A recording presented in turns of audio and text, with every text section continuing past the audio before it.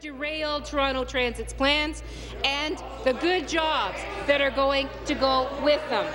Does the Premier think, Speaker, that cutting corporate taxes is more important than keeping the promise to create jobs and invest in the future by supporting public transit?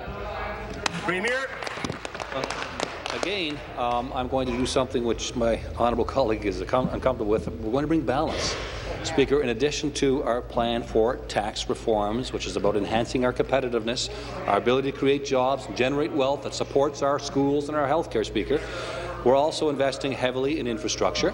And when it comes to public transit in the City of Toronto and the Greater Toronto Area, Speaker, all that we have said is that we're going to go ahead with $11 billion worth of investment in our public transit services. Wow. And we said when it comes to some of the out years, Speaker, we think we have to slow some of that down just a little bit so that we can't compromise our schools and our health care, Speaker. It's about balance, about being prudent, about keeping in mind what our families are asking of us, and I think we've got it just about right in this budget, Speaker.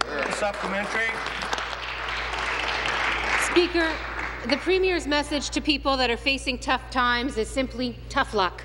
To people who want green jobs building Toronto's transit system, tough luck. To nurses who want to stay in Ontario to actually take care of Ontario patients, tough luck. With so many hardworking Ontarians out of luck thanks to this Premier, why is he stubbornly refusing to scrap his decision to pull billions of dollars out of our revenue stream for tax cuts for corporations for the very lucky few? Premier.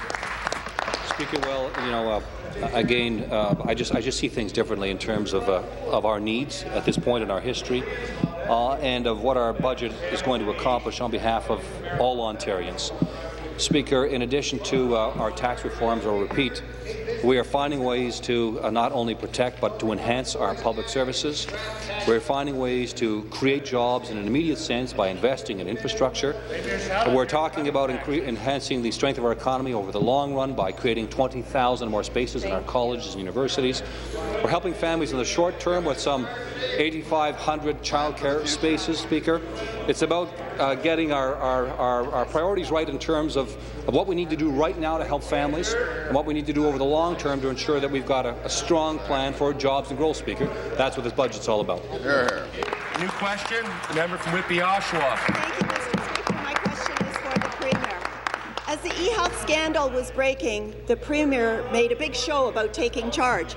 On June 17th, he issued a media release that said, quote, "From now on, the government and all its agencies will no longer allow sole-source contracts for consulting services." All right, famous last But word. according to Freedom of Information records, the Waterloo-Wellington-Lynn handed out 3 untendered contracts between July 29th and November 9th, 2009.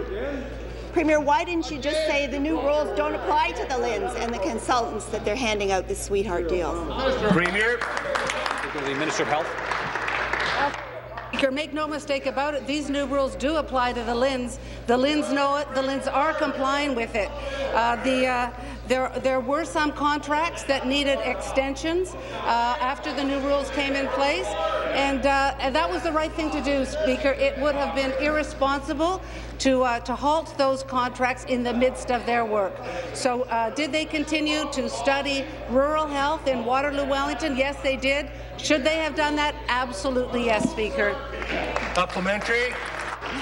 Mr. Speaker, the scandalous abuse of taxpayers and their money proves why the public review of the Lynns simply can't wait. It needs to happen now. Waterloo to Wellington-Lynn handed out almost $97,000 after the Premier led Ontario families to believe your rules wouldn't apply and would put an end to the sweetheart deals. The untendered contract of November 9th shows that not even the resignation of the former Health Minister on October 6th slowed down the Premier from using this money as personal slush fund. Will Premier McGuinty stand in his place now and ensure Ontario families that no other untendered contracts were handed out after you told Ontario families that they had stopped? Here. Thank you, Speaker. I mean, the party opposite has made it very clear that that their position is to shut down the Lynns and bring all of that power and decision-making ability back to Queen's Park. We have seen what has happened when that power is all here at Queen's Park. I actually believe in the power of local decision-making. I believe that if we want to move forward to improve health care, we need to do it at the local level, and the LHINs are the right organizations to be driving that integration. Let me give you an example of what's happened in Waterloo, Wellington that would not have happened without the LHINs. First Link is a program that provides recently diagnosed individuals with dementia and their caregivers with comprehensive and coordinated supports. They strengthen the linkages between the physicians and the specialists and the caregivers. New question, the member for Toronto Danforth. Thank you, Speaker. Speaker, question for the Premier. Premier, affordable and efficient rapid transit is the lifeblood of all great cities. And almost all experts agree that if Toronto's Transit City Plan is not implemented as quickly as possible, there will be real economic and social damage inflicted on Toronto. Does the Premier agree? Does the Premier agree with Toronto Mayor David Miller that the budget announcement to delay half a dozen key transit projects is beyond disappointing, that it's an astonishing betrayal of the commitments this government made to the people of the City of Toronto? Wow. Premier. Speaker to the Minister of Transportation. No, Mr. Not agree with that assessment. In fact, what we have said and what I have said to Mayor Miller personally is that we are not abandoning these projects. We are not walking away from these projects. We are slowing down the implementation of these projects. Mr. Speaker, what we've said is over the next 5 years we need to find a savings of $4 billion, but we will continue with an investment of more than that to keep these projects going. I've been very clear since I was appointed Minister of Transportation that it is our goal to continue to make investments, to continue to build public transit in Toronto. That's what we're going to do, Mr. Speaker. Hear, hear. Supplementary. Well, notwithstanding that statement, the Premier should recognize the facts. The announcement that you made places the Finch Avenue West LRT, the Scarborough Rapid Transit, the Eglinton Ave Crosstown Line, the expansion of York Region Viva service in jeopardy. These lines would have served many of Toronto's most transit-dependent residents, people who need good, reliable transit to get to work on time, to get their kids to daycare. It also threatens the bus replacement program and hundreds of jobs in Thunder Bay that will be lost if the new streetcar lines are never built. Why is this Premier determined to take an axe to transit expansion in Toronto? Minister. It's interesting that there is subway tunneling going on right now against which this party voted, Mr. Speaker. The NDP voted against tunneling that's happening right now.